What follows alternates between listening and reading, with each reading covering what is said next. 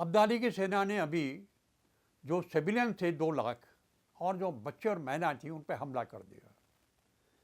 और ये pathetic site थी देखा जाए, सिविलियंस को मारा, बच्चों को मारा, महिलाओं की इज्जत लूटी, सारा वो काम हुआ जो नहीं होना चाहिए था।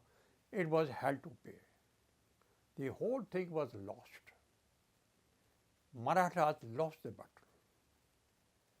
और जब हारने के बाद जब पूना से इनकी मदद पहुंची तब तक ये सब कुछ हार चुके थे।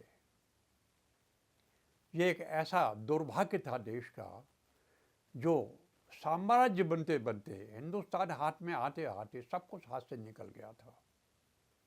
और इसके बाद दूसरा दुर्भाग्य था कि जो देश में ईस्ट इंडिया कंपनी थी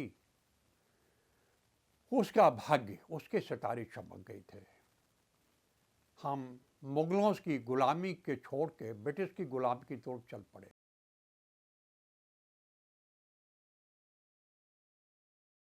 मराठाओं का अटक से कटक तक का सपना पूरा हो गया था। रघुनाथ राव ने और होलकर ने दोनों ने लाहौर जाके युद्ध, जबरदस्त युद्ध छेड़ा था स्ट्रेटजी बना के। और अब्दाली का जो बेटा था तैमूर शाह, उसको मार भगाया था वहाँ से और सब कुछ अपने हाथ में ले लिया था और लाहौर को साल के ठेके पे दे दिया था। वहाँ के जो वहाँ का वो सूबेदार था उसको 75 लाख रुपया साल के ठेके पे दे के ये दोनों पूना लौट आए थे। इसका कारण था कि ये अभी देखा जाए तो 1712 से लेके अभी 1757 तक, इस दौरान में मराठाओं ने अप्रत्याशित विक्ट्री हासिल की थी। बेजोड़, एक तरह के बेजोड़ सफलता ही कहा जाए। कोई भी युद्ध अभी तक मराठाओं ने हारा नहीं था। और जो मराठाओं का इरादा था, अब वो अटक से लेकर केरल तक तकरीबन इनका दखल था और इनके अंडर में था। सब इनको टैक्स देते थे, सब इनके अभी माताहत थे। दिल्ली में अभी मुगल बैठे थे, एक तरह का स्केटन उनका बैठा था और इनके रहमो करम पे था। वो जब चाहे तब इनको हटा सकते थे और अपना इसका साम्राज्य स्थापित हो जाता। सिर्फ इतनी सी बात थी, बाकी सब तकरीबन इनके पहली बार था। एक साम्राज्य जो मराठा साम्राज्य था वो इतना फैला था कि अभी पूरे हिंदुस्तान में तकरीबन इनका दखल था और इनके मुकाबले कोई नहीं था, चाहे वो इधर था चाहे वो अफगानिस्तान की तरफ था। अब्दाली भी जब से उसका बेटा मार के भगाया था और इन्होंने लाहौर ले लिया था, इनसे खतरा खाने लगा था और जेलसी भी करने लगा था कि कैसे किसी तरह से वो मराठाओं के ऊपर से निकले, लेकिन उसकी समझ में नहीं आ रहा था। लेकिन तभी पूना में निश्चय हुआ, निर्णय लिया गया कि अभी दिल्ली को कब्जा लिया जाए, अभी दिल्ली में अपना आधिपत्य स्थापित कर दिया जाए और घोषणा कर दी जाए कि पूरा हिंदुस्तान हमारा है। उसके लिए तय हुआ कि जो पेशवा का बेटा था 20 साल का विश्वासराव, उसको दिल्ली का सम्राट बनाया जाए, उसको तख्त पे बिठाया जाए।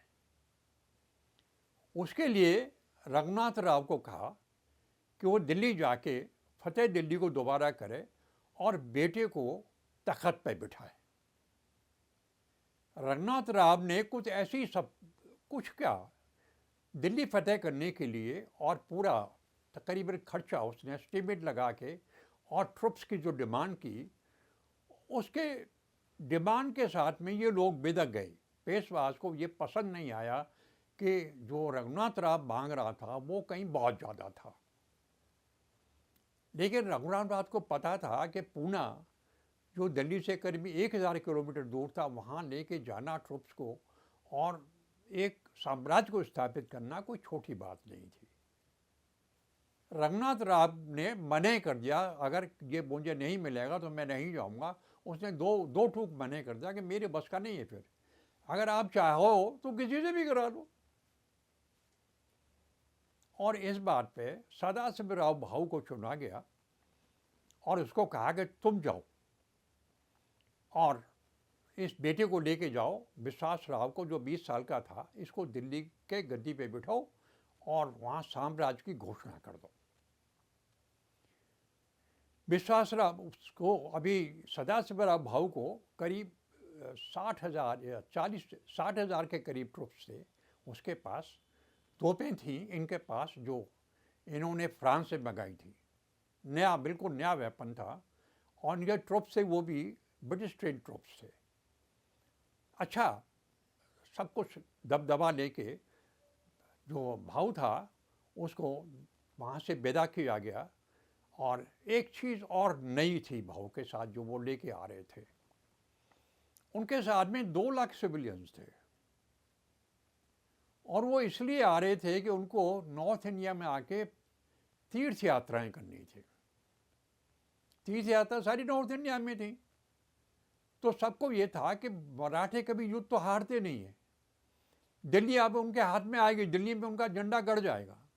एक बार दिल्ली फतेह होने के बाद में फिर वो वहाँ दिल्ली रहेंगे और दिल्ली से सारी तीर्थ यात्राएँ केदारनाथ, बद्रीनाथ और जहाँ भी जाना है, गंगा यमुना, सबके दर्शन करेंगे, तीर्थ यात्रा करेंगे और अपना एक जश्न मनाएंगे मराठा सम्राट में, मराठा साम्राज्य में।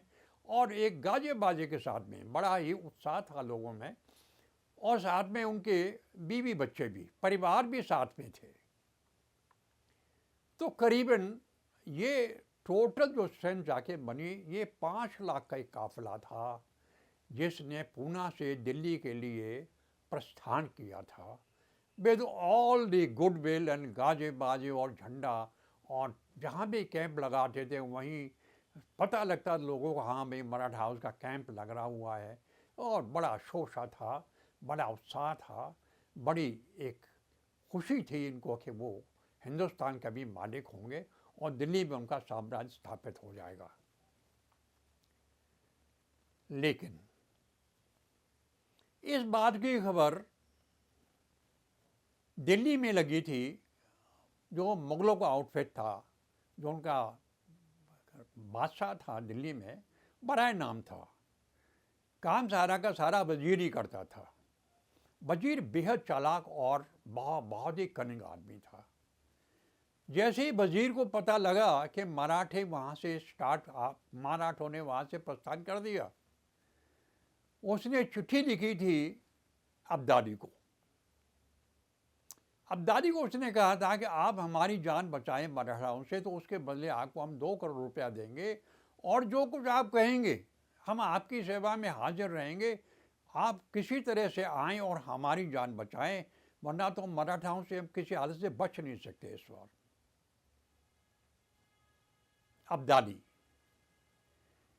अब्दाली इस बार ज़्यादा कॉन्फिडेंट नहीं था। अब्दाली को भी पता था कि मराठाओं ने कितना बड़ा साम्राज्य स्थापित कर लिया था और कितना उनके पास स्ट्रेंथ थी और कितने बहादुर लड़ाके थे मराठे, वो जानता था। लेकिन एक बात का उसको बहुत मलाल था, रादर वो गुस्सा था इस बात का कि मराठों ने उसके बेटे को लाहौर से मार के भगा दिया था, तैमूर शाह को, और लाहौर अपने कब्जे में ले लिया था और पूरा पंजाब अपने कब्जे में ले लिया था। उसकी एंट्री बंद कर दी थी तकरीबन। वो चाहता था किसी तरह से एक चांस लिया जाए, द लास्ट चांस, और उसने एक चाल खेली थी। उसने अपने सारे ट्राइब्समैन को इनवाइट कर लिया, कहा चलते हैं दिल्ली को फिर लूटेंगे, माल लाएंगे लूट के। और ये सबसे बड़ा अट्रैक्शन होता था ट्राइब्समैन के लिए, वो खूब माल यहाँ से ढो के ले जाते थे। और रिकॉर्ड पे है कि अब्दाली ने हिंदुस्तान को करीब 8 बार लूटा था टोटल। तो उनको तो पता था कि वहाँ से माल मिलेगा। सारे ट्राइब्समैन उसने उठा के वहाँ से मार्च किया और वो छोटे मोटे बीच में जो लड़ाइयाँ थीं उनको हटाते हुए, जीतते हुए हिंदुस्तान में उसने आके अनूप शहर में डेरा लगा दिया। जितना टाइम भाऊ को लगा था पूना से दिल्ली आने में, उतने टाइम में ही अब्दाली अनूप शहर पहुंच गया था। कमाल की बात थी।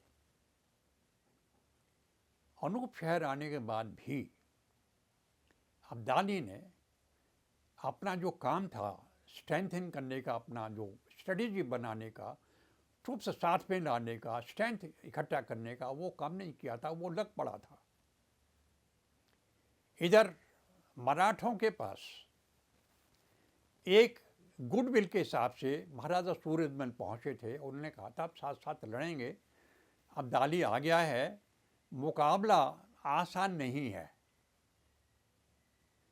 मुकाबला आसान नहीं है, सब लोग गोल हो रहे हैं, एक हो रहे हैं, हमें एक हो जाना चाहिए और हमें मिलकर लड़ना चाहिए, तभी जाके हम कहीं फतेह पाएंगे।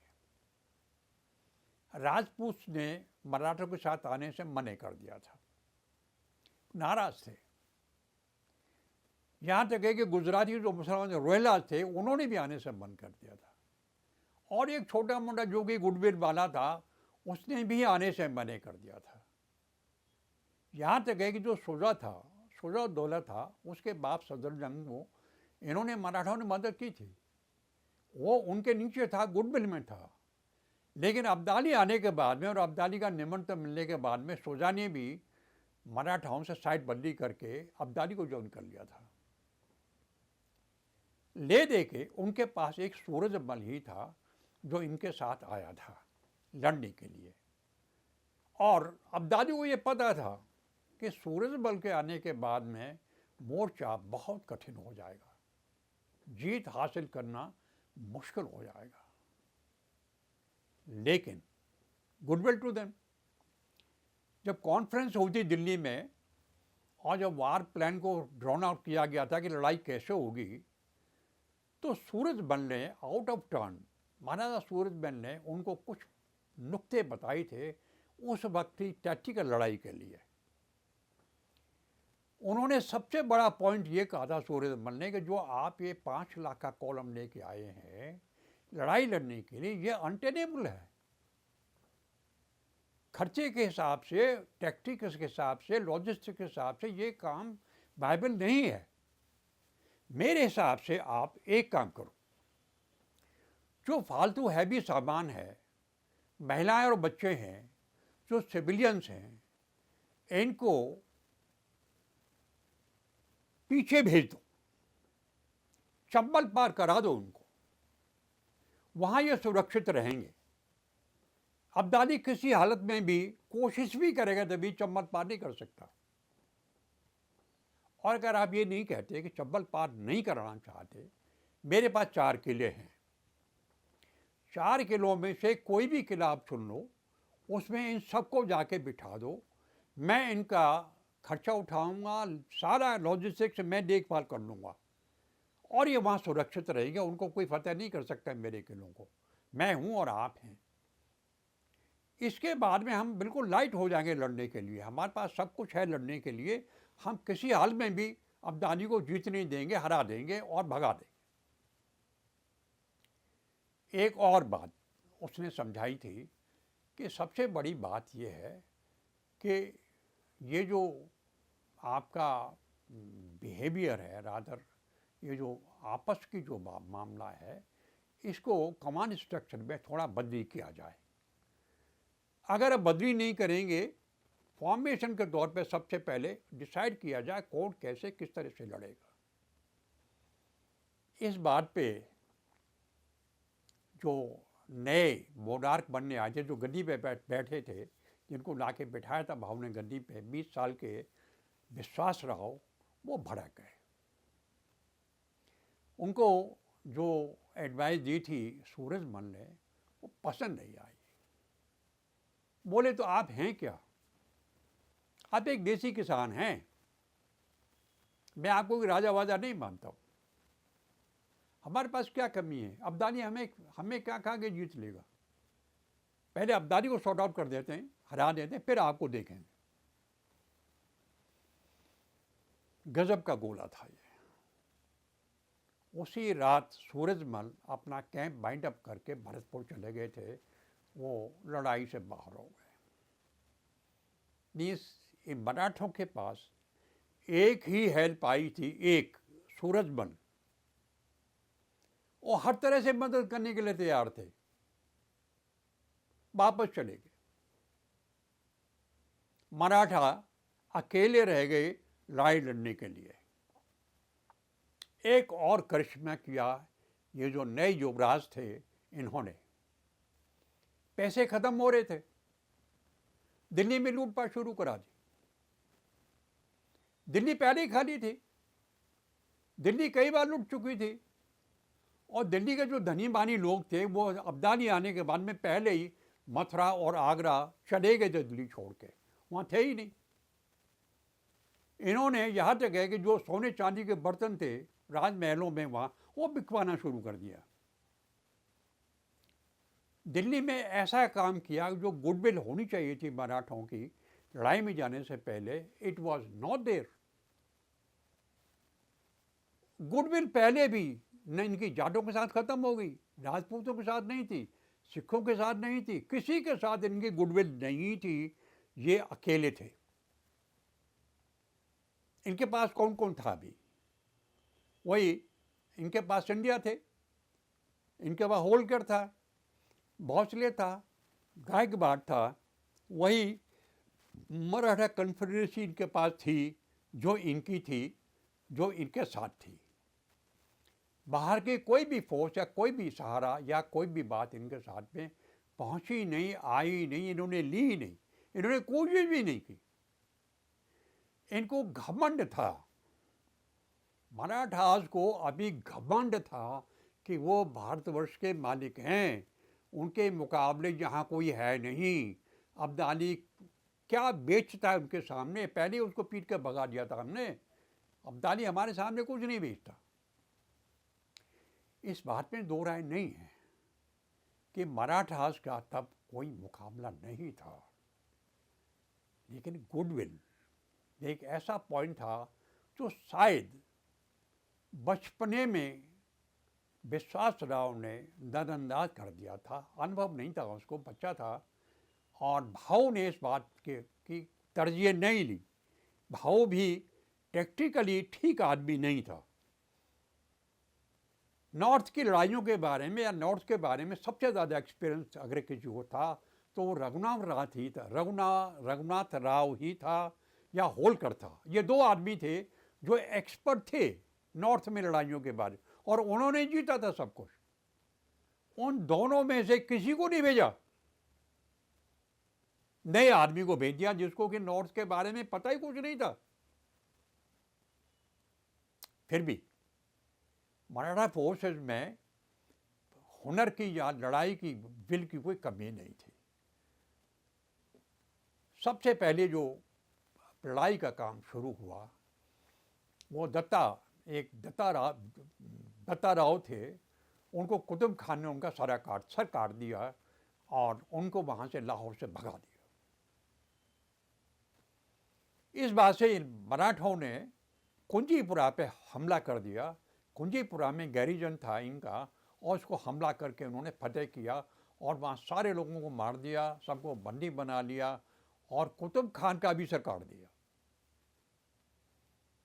अभी अब्दाली जो अनूप शहर में कैंप कर रहा था, उसकी समझ में नहीं आया कि मराठों के साथ कैसे जूझा जाए।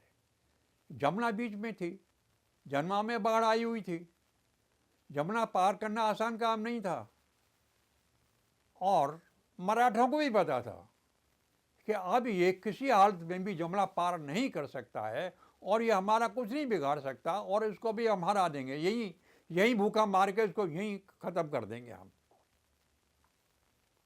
लेकिन कमाल ये हुआ कि अब्दाली ने यमुना को बागपत पे आके क्रॉस किया। अब्दाली के सैनिकों ने मना कर दिया था कि हम यमुना पार नहीं कर सकते किसी हालत में भी। उसने खुद छलांग लगाई सबसे पहले यमुना में, अब्दाली ने। It was a trait of leadership. He crossed Yamuna himself first, then forced his whole army to cross Yamuna at Bagpat. And it was a surprise to Marathas, a big surprise. जहां मराठाओं ने कहा था कि वो पानीपत में कैंप लगा के पानीपत में जाके कुंजीपुरा पे वो अभी अब्दाली का अफगानिस्तान जाने का रास्ता रोक देंगे, they will block him, Abdali ने उनके पीछे आके उनका दिल्ली आने का रास्ता रोक दिया. Now it was 1-1. और वो अफगानिस्तान नहीं जा सकता था अब्दाली, तो ये भी दिल्ली नहीं आ सकते थे मराठा. और मराठाओं का सबसे बड़ा एक ही काम था, 5 लाख का जो कॉलम था जिसने जाके पानीपत के आसपास जाके कैंप लगा के अपना बेस बनाया था, उसके लिए लॉजिस्टिक्स, खाना, राशन, पानी, हर चीज़ कहाँ से आए 5 लाख आदमियों के लिए. इन्होंने चिट्ठी लिखी, इन्होंने खबर भेजी पूना कि हमें रसद, राशन और पैसा सब कुछ और ये मदद भेजी जाए. We are at a stake. और इनको इंतजार था कि पूना से मदद पहुंचेगी. अब्दाली ने क्या किया? अब्दाली ने जब इन्होंने कैंप लगाया पानीपत में, चारों तरफ से अपने घेरा डाल दिया इन्होंने. It was a siege in the camp. चारों तरफ से इसने अपने ट्रुप्स को लगा दिया, क्योंकि इसके पास, अब्दाली के पास अभी शुजाउद्दौला आ गया था, रोहिलाज आ गए थे, बाकी जितने भी ट्राइबल से सब आ गए थे. मीन्स जितने भी ये अपने मुग़ल ट्रुप्स थे वो भी इनके साथ आ गए थे. इनके पास कभी नहीं थी. और जो अफगानिस्तान था वहाँ से 10,000 की कैवलरी और आ गई थी. He had enough of the troops to deploy and keep the reserves. Abdali. जबकि भाऊ के पास वही गिने चुने सैनिक थे अभी, जो वो वहाँ से पूना से लेके चला था. बाद में कोई इजाफा नहीं हुआ, उसकी मदद के लिए भी कोई नहीं आया, ना कोई ट्रुप्स आए, ना कोई राजघराना आया, अकेले ही था. फिर भी they were camping there and trying to carry on, hoping कि पूना से उन्हें मदद आएगी, ट्रुप्स आएंगे, उसके बाद वो लड़ाई करेंगे. दिल्ली से कोशिश हुई थी, 2000 सैनिक आए थे और अपना कुछ पैसा और राशन लेके आए थे. अब्दाली के आदमी उनको रास्ते में पकड़ लिया, 2000 आदमी को भी मार दिया और माल भी लूट लिया, उन तक पहुँचने ही नहीं दिया. कोई अभी सूरत नहीं थी कहीं से भी उम्मीद कहीं से कोई मदद आने की. अभी भाव मुश्किल में थे, करें तो क्या करें. जो मराठा ट्रुप्स थे भूखे प्यासे बुरे हाल में, उनने सोचा भूखे मरने से तो लड़के मरना ही अच्छा है. This was the resolve of the troops, Maratha troops. भाव को कहा कि भूखे क्यों मरे, लड़के क्यों नहीं मरे, लेट्स फाइट इट आउट. ये जनवरी का महीना चल रहा था. इट वॉज जनवरी 1761. सर्दी का माहौल था. जो मौसम था वो भी हार्श था, क्योंकि मराठियों को वहाँ से इतनी सर्दी होती नहीं है, लेकिन दिल्ली में और यहाँ पानीपत में यहाँ तो सर्दी कमाल करती है. ठंड का मौसम था, राशन पानी भी नहीं था, कंडीशन सारी एडवर्स थी, और एक ही सहारा था कि मरे या करें या मरे. 14 जनवरी 1761 को ये वो उपवास वाला दिन था, मकर संक्रांति का दिन था, शुभ दिन था. मराठे सोल्जर्स ने कहा कि इसी शुभ दिन जो होगा सो देखा जाएगा, we are going to fight, लड़ाई करें. 13 तारीख जनवरी को 8 बजे इन्होंने अपना सारा काम तैयारी कर दी थी लड़ने की. अब्दाली को पता लग गया था कि अब लड़ाई होगी, उसकी भी अपनी तैयारी पूरी थी, ट्रुप्स आए हुए थे, he was also ready in his own camp. 14 तारीख को सुबह लड़ाई शुरू हुई थी तो मराठाओं ने शरबत पी के फास्ट तोड़ा था लड़ने के लिए, राशन नहीं था। कमाल की बात थी, कई महीने हो गए थे, राशन आया ही नहीं था, लोग बहुत थे खाने वाले। और उन्होंने अपना स्लोगन दिया था मराठास का, लड़ाई शुरू हुई थी, जोर शोर से लड़ाई शुरू हुई थी। पहला फर्स्ट अटैक था, उसने अब्दाली की सेना को हिला कर रख दिया था। जबरदस्त अटैक किया था इन्होंने, मरो करो या मरो वाली कराई थी, और जबरदस्त अटैक था, एक बार तोड़ कर रख दिया था चारों तरफ से, और लगा था कि अभी लड़ाई इनके हाथ में, मराठों में आ गई, और भगदड़ मच गई थी अब्दाली की सेना में। अब्दाली ने क्या किया, पीछे अब्दाली था टेंट में, उसने सेना पहले लगा रखी थी, जो भागने की कोशिश करेगा अफगान, गोली मार दो उसको। उन्होंने जैसे ही भागने की कोशिश की और जब गोलियां पीछे से चली तो वो भागना रुक गया। उसने वहां भगदड़ को रोक दिया और दोबारा रिहैश करके लड़ाई के लिए ट्रुप्स को खड़ा कर दिया। 2 बजे के बाद लड़ाई का जो रुख था वो थोड़ा बदली हुआ,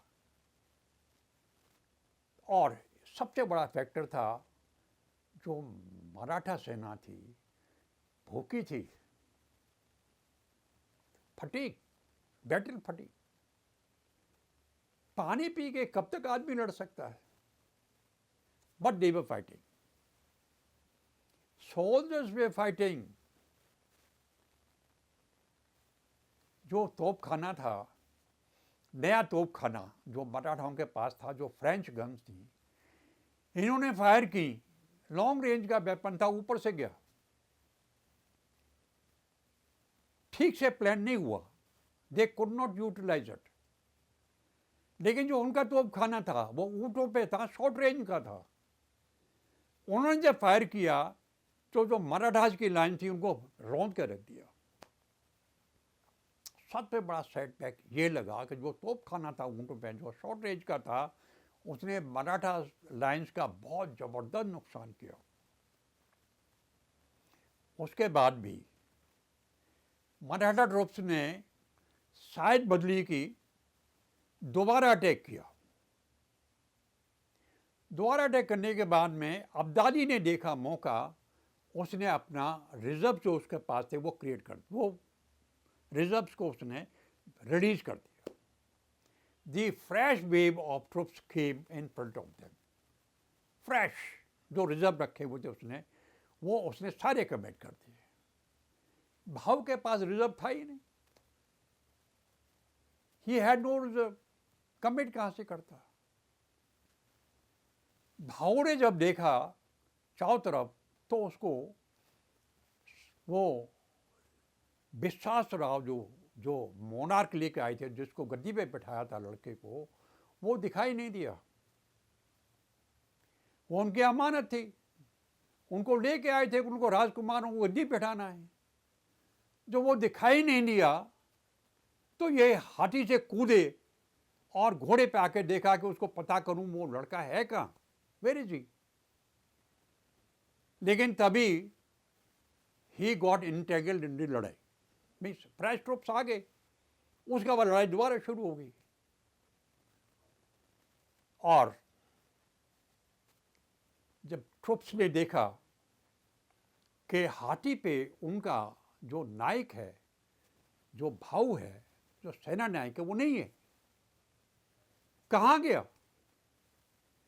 पीछे से जो कंजीपुरा में उन्होंने बंदी बना के ट्रुप्स रखे हुए थे, उन्होंने रिवोल्ट कर दिया। सैनिकों को ये समझ में आई कि पीछे से भी अटैक हो गया, और स्वाभाविक है, लीडर इज नॉट देयर, पीछे से अटैक आ रहा है, सब कुछ गडमड हो गया, तो भगदड़ एकदम डिसहरे हो गया।